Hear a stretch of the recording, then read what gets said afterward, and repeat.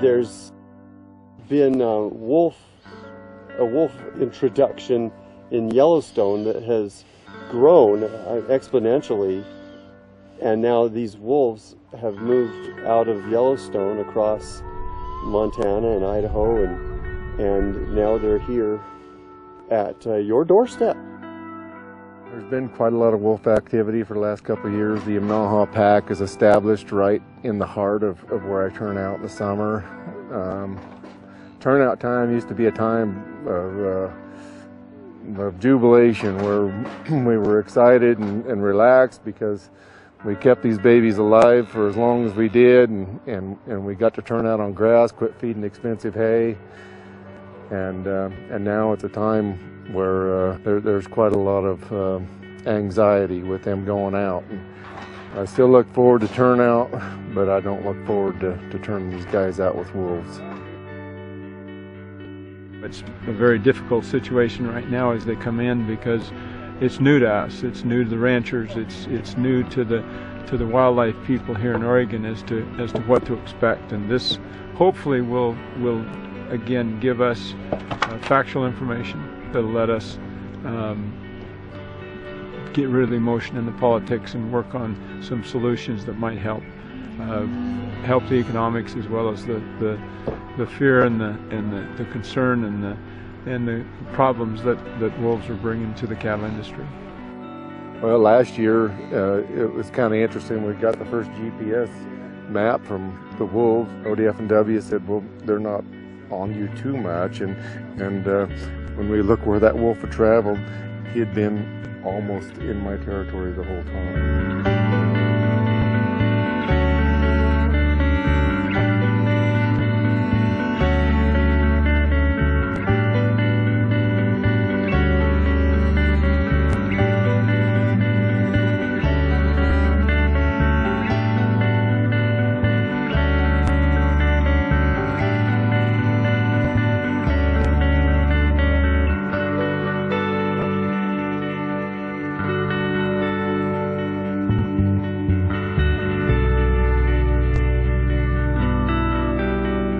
Sheriff in this county 11 years. Did you ever think you were going to have wolves in your backyard? No, not at all. It's kind of a surprise? Yeah, it has been a surprise. I brought these guys out on Monday. Today's Saturday. Somebody's been out here nearly every day, kind of keeping an eye on things. Just about thought everything was okay, and I just happened to find a hind leg a couple hundred yards from my pickup. So anyway, I called Fred Steen, our local sheriff, Wildlife Services, hiked around here for about an hour and found the rib cage. We haven't found anything else yet.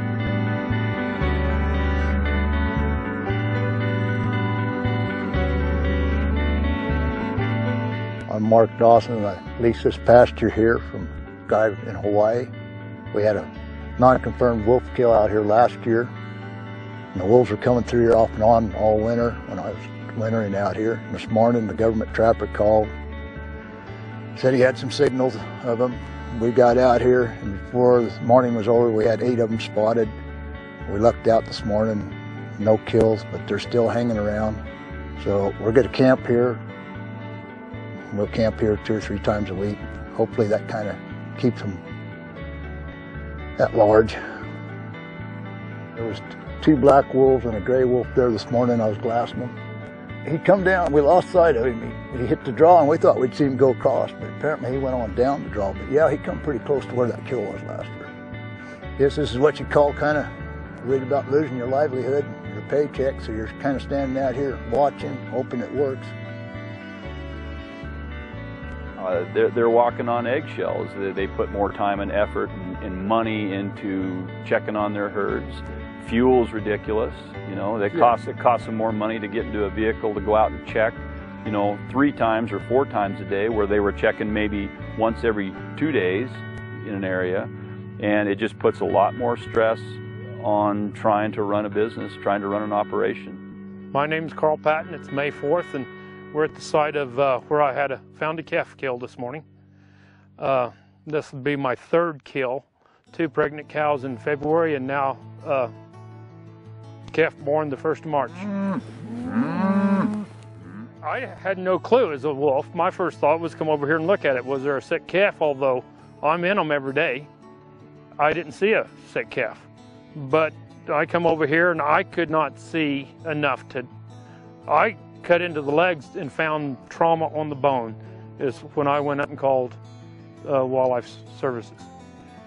We got to be careful about, you know, not saying everything that dies out in nature is a wolf kill. This definitely was killed. The agreement and the understanding we have with our local producers right now is that if there is an incident, if there's a depredation that occurs or that they believe has occurred or some suspicious issue with their livestock, they'll notify me. I notify Wildlife Services, and we respond, and we treat it, I treat it as a crime scene. Most of what we've had occur in the last year and a half has been on private property, destruction of personal property.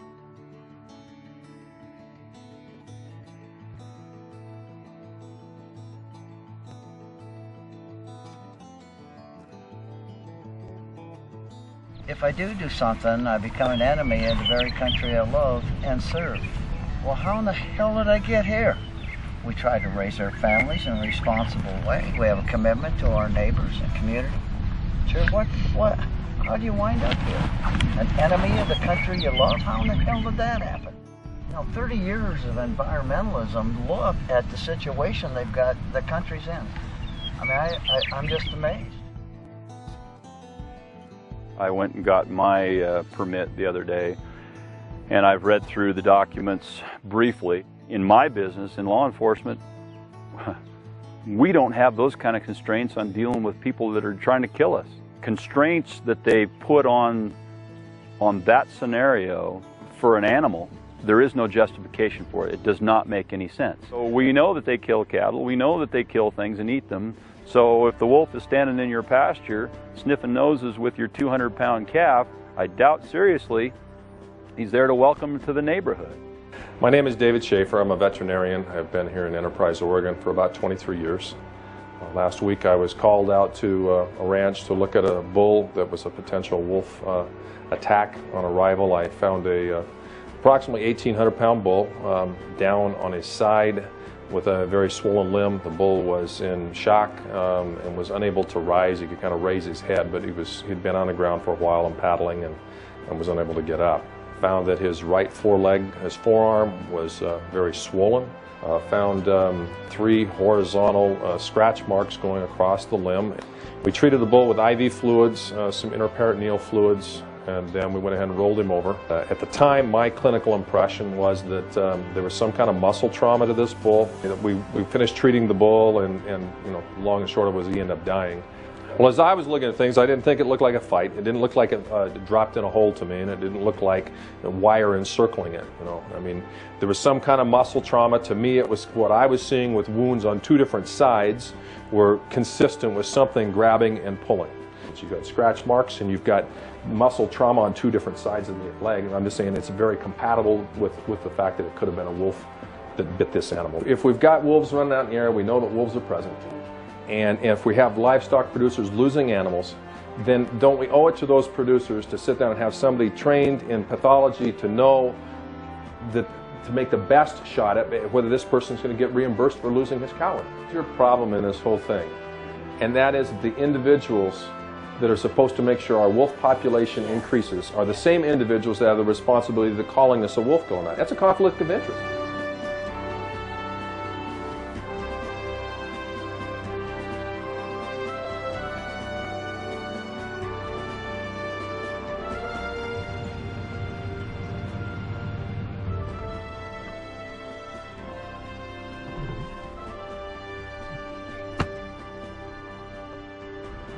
Well, is he already done?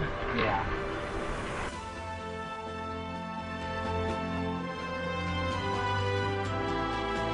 That's side is the other side. Yeah. To see it, you have to flip them over, and that's where they just sort to rip. Brad, thanks for coming out. Sure. You're getting to know this place real well. Yeah.